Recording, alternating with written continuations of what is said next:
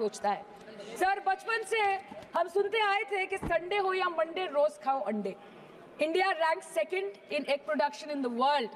और अंडे का फंडा यही है सर कि भारत के बच्चों के किस्मत में महीने में एक अंडा नहीं मिलता। मिड डे मील के चलते हफ्ते में अगर एक आध अंडा मिल भी रहा था तो कहीं धर्म के नाम पे तो कहीं महंगाई के चलते उसे बंद करने की मांग उठ रही है।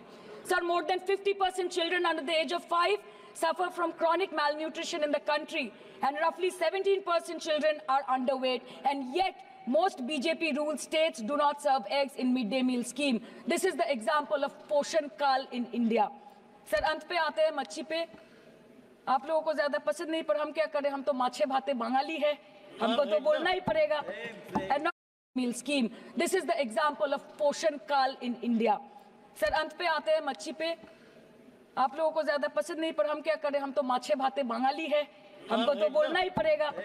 And not to forget that 2.8 crore fisher folk are employed directly in catching fish in the country, and millions are employed in the value chain of selling fish and aquaculture.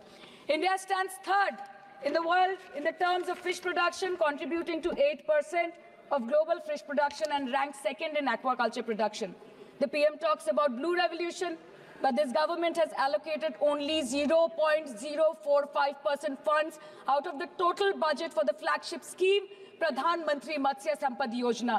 Even after this meager allocation, they did not utilize 39% of the funds, and in 23-24, they did not utilize 24% of the funds allocated.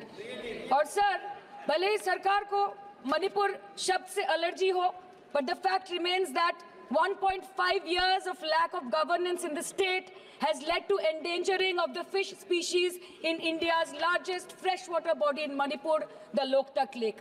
So the government has to generate employment opportunities, investment in areas such as exports, post-harvest processing, and import substitution.